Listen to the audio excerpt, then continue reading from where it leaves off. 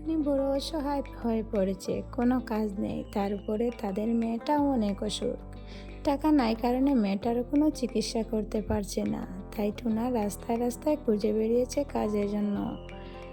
কালো অটো একটা নিয়ে এসেছে, বলে কিরে টুনা কোথায় যাবি? টুনা বলে এই তো কাজ করছি, কোথাও কিছু পাই না। কে এটা অনেক অসুস্থ, ওকে চিকিৎসা করতে পারছি না, তাই মোড়ল দাদার কাছে যাচ্ছি, যদি কোনো কাজ দিতে পারে। কালো বলে দেখ তুই তোর সততার কি উপহার পেলি, আর আমি দেখ তো ব্যবসা উন্নত হয়েছে, নতুন অটো কিনেছি, বাড়িও বানিয়েছি, তাই তুই তোর সততা করে দিন কাটাচ্ছি, তার কষ্ট করেছিস, কিন্তু আমি অনেক ভালো আছি, তোর আর কিছু উন্নত হবে না। টুনা বলে দেখিস আমার একদিন সেই সততার ফল আমি পাবো, আর আমি আমার মতো করে চলবো।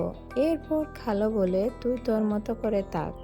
ওখান থেকে টুনা চলে যায় আর কালো অটো নিয়ে চলে যায়। টুনা চলে আসে ঈগলের বাড়িতে, কান্না করতে করতে ঈগলকে বলে, ঈগল দাদা আমাকে কিছু কাজের ব্যবস্থা করে দাও না, আমি বড় অসহায় হয়ে পড়েছি। মোড়ল বলে আমার কাছে কোনো কাজ নেই, তবে আমি তোকে কী কাজ দেই বল? টুনা বলে অনেক আশা নিয়ে তোমার কাছে এসেছি, আমাকে ফিরিয়ে দেবেন না মোড়ল মশাই? দুদিন থেকে মেয়েটা বড্ড অসুস্থ, ঘরে কোনো খাবারও নেই, আপনি যদি ফিরিয়ে দেন কোথায় যাব? মোড়ল বলে ঠিক আছে, আমার কাছে একটা কাজ আছে, কিন্তু সেই কাজটা ভীষণ কঠিন, তুই কি করতে পারবি?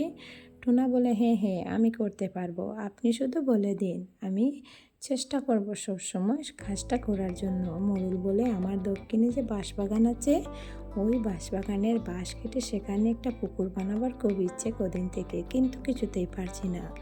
তুই ওই বাঁশবনটা কেটে আর সেখানে একটি পুকুর খুঁড়ে দিবি, পারবি কি তুই? টুনা বলে হ্যাঁ আমি অবশ্যই পারবো, ঠিক পারবো আমি, তবে আপনি যদি আমাকে কিছু অগ্রিম টাকা দিতেন তাহলে আমি মেয়ের জন্য ওষুধ কিনে নিয়ে যেতাম। এরপর মোড়ল টুনাকে 500 টাকা দিয়ে দেয় আর বলে এই নে 500 টাকা, বাকি টাকাটা কাজের পরে দেব। টুনা বলে কাল সকালে কাজে লেগে পড়বো। এই বলে টুনা টাকা নিয়ে সেখান থেকে বাজার থেকে মেয়ের জন্য ওষুধ আর খাবার নিয়ে বাড়িতে চলে আসে। টুনি টুকিকে ওষুধ আর খাবার খাইয়ে দেয়। পরের দিন টুনা কুড়ুল নিয়ে মোড়লের সেই বাঁশবাগানে চলে আসে। ওখানে এসে টুনা বলে বসলে হবে না, আমার এই পাথরগুলো সরাতে হবে। এরপর টুনা আস্তে আস্তে কাজে লেগে পড়ে, আগাছাগুলো পরিষ্কার করে পাথরগুলো খুঁড়ে ফেলে আর মাটিও কাটতে শুরু করে। এরপর দিকে বাঁশও কাটে। সারাদিন ক্লান্ত পরিশ্রম করে সে কাজ করছে, একবারও বিশ্রাম নেয়নি। টুনা হঠাৎ মনে হলো, আহারে আজকে তো অনেক রোদ, একবারও বিশ্রাম নিতে পারিনি, এটা মনে হচ্ছে শুকিয়ে গেছে, যাই পুকুর থেকে গিয়ে জল খেয়ে আসি। এরপর টুনা পুকুরে জল খাওয়ার জন্য চলে আসে, আর এখানে এসে পেট ভরে জল খাবার খায় আর আবারও সে পুকুরের কাছে লেগে পড়ে। টুনা কাজ করতে করতে সন্ধ্যা নেমে আসে, আর তখনই টুনার কুড়োলে কিছু একটা আটকে যায়। টুনা বলে কি রে, কুড়োলে কি আটকেলো বুঝলাম, তাহলে তো দেখা যাক কি আটকালো। এরপর টুনা আবারও ঘুরতে থাকে, তার কুড়োলে হঠাৎ লাগে একটি কলসের মতো, তুলে দেখে সেটা রূপার কলস আর সোনার মোহরে ভর্তি।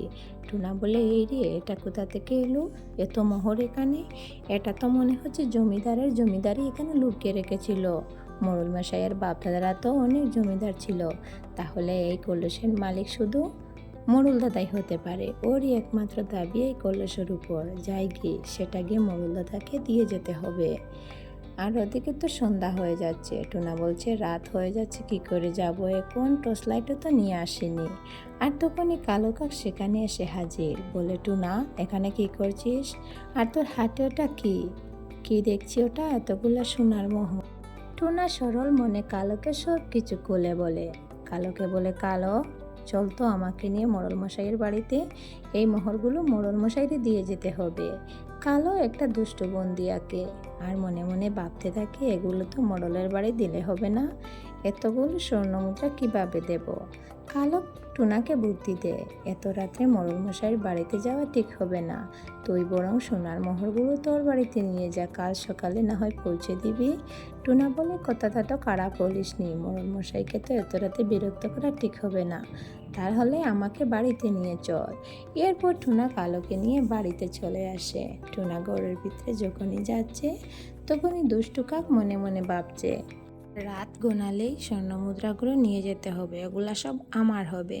ওদিকে টুনা ঘরে আসে। টুনি বলে, একই টুনা, এতগুলো স্বর্ণ মুদ্রা তুমি কোথায় পেলে? তারপর টুনা সব কিছু টুনিকে খুলে বলে। টুনি বলে, আজ থেকে তো এই স্বর্ণ মুদ্রাগুলো আমাদের আমাদের আর কষ্ট করতে হবে না, আমরা ধনী হয়ে যাব। টুনা বলে, না না টুনি, ওগুলাতে শুধু মোড়ল মশাইয়ের অধিকার আছে, ওগুলা কাল সকালে আমি মোড়ল মশাইকে দিয়ে আসবো। তাছাড়া এত লোভ করা কিন্তু ভালো নয়, আমরা যেভাবে আছি ভালোই আছি। টুনি বলে, থাকো তোমার সততা নিয়ে, তোমার এই সততার জন্য সারা জীবন আমাদের গরিব থাকতে হবে। এই বলে টুনি রাগ করে সেখান থেকে চলে যায়।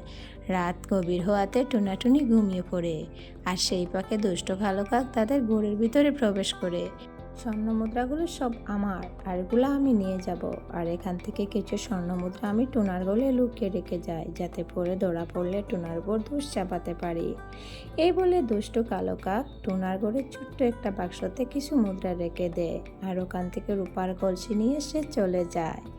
পরদিন সকাল হতে না হতেই টুনা চলে আসে সে তার বাক্সে রাখার জায়গায়। সেখানে এসে সে কলসিটা পাচ্ছে না। না পেয়ে টুনিকে বলে, টুনি, এখানে যে কলসটি রেখেছিলাম সেটা কি তুমি সরিয়েছ? টুনি বলে, না না টুনা, আমি ওসবের কিছু জানি না, আর আমি ওটা নেইনি, সত্যি বলছি আমি ওটা নেইনি। না বলে, তাহলে কলসিটা গেল কোথায়? সকাল হতেই মোড়ল মশাই বনে চলে আসে, আর এখানে এসে দেখে টুনা আধা কাজ করেছে আধা রয়েছে। এরপর কালো নেমে এসে বলে, মোড়ল মশাই, আপনি তো বুড়ো জমিদার হয়ে গেছে, রূপার কলসি ভরা স্বর্ণ মুদ্রা পেলেন, আর কি লাগে আপনার? মোড়ল বলে, কি বললি আমাকে বুঝিয়ে বল। এরপর কালো সব কিছু খুলে বলে মোড়ল মশাইকে। মোড়ল মশাই বলে, এটা কি বললি তুই? তাহলে চল তুই আমাকে টুনার বাড়িতে নিয়ে। রেগে মেগে মোড়ল মশাই টুনার বাড়িতে চলে যাচ্ছে কালোর সাথে। আর এখানে এসে টুনাটুনিকে ডেকে বের করে বলে, টুনা, তুই আমার বাপদাদার সম্পত্তি আত্মসাৎ করবি, আর আমি বসে বসে দেখব? কি ভেবেছিস তুই? তুই এসব টোকাতে পারবি না। মোড়ল মশাই, আমাকে বিশ্বাস করুন, আমি রাতেই আপনাকে সব মোহরগুলো দিতে চেয়েছিলাম, কিন্তু কালো আমাকে দিতে দেয়নি। এই বলে মোড়লকে টুনার সব কথা খুলে বলে। এরপর মোড়ল বুঝতে পারে কালো বলে মিথ্যা বলেছে। টুনার করে যাও তো, খুঁজে দেখলে পাবে সব স্বর্ণ মুদ্রা। তাহলে আমি যাচ্ছি, আমি খুঁজে বের করে আনবো। এরপর দুষ্টু কালো কাক টুনার ঘর থেকে কিছু স্বর্ণ মুদ্রা বের করে নিয়ে আসে, আর এনে বলে, এই দেখো, এখানে 5টা স্বর্ণ মুদ্রা পেয়েছি। তাহলে টুনা মনে হয় ওগুলো অন্য কোথাও লুকিয়ে রেখেছে। টুনা বলে, না না, ওসব আমি কোথাও দেখিনি, আমি এমন কিছুই জানি না, ওই স্বর্ণ মুদ্রা বিষয়ে আমি কিছুই জানি না। কালো বলে, মিথ্যা বলেছিস, মিথ্যা বলছিস তুই। মোড়ল মশাই, ওকে বন থেকে তাড়িয়ে দাও ওর অপরাধের কারণে, ও চোর। আমি তো ভাবতাম তুই দেখি চোর একর। মোড়ল বলে, তুই আর মাতিস না কালো, আমি সব কিছু বুঝতে পারি, আমি এমনি এমনি নাকি গ্রাম প্রধান হয়েছি, এই বিষয়ে তো তুই আর টুনা জানিস, তাহলে তোর বাড়িও পরীক্ষা করে দেখবো। কালো বলে, কেন আমার বাড়ি? কেন আমার বাড়িতে কিছুই নেই। মোড়ল বলে, তদন্ত করলেই দেখা যাবে। এরপর মোড়ল সবাইকে নিয়ে কালোর বাড়িতে চলে আসে, আর এখানে এসে কালোর বিছানার উপরে রূপার পাত্র ভরা স্বর্ণমুদ্রা দেখতে পাওয়া যায়। এরপর মোড়ল বলে, এ কী রে, তুই না মিথ্যা বলেছিলি, এখন কি হলো? এরপর টুনাকে বলে, টুনা, আসলে তুই একটা সৎ পাখি, আর এই নে 100 স্বর্ণ মুদ্রা, যা গিয়ে সুখে শান্তিতে জীবন কাটা, এই তোর সততার উপহার। আর কালোর যে দিকটা আমি দেখছি। এরপর টুনাটুনি খুশিতে সে মুদ্রাগুলো নিয়ে বাড়িতে চলে যায়, আর কালোকে শাস্তিস্বরূপ বন থেকে তাড়িয়ে দেওয়া হয়। আর এভাবেই গল্পটি শেষ হয়ে যায়।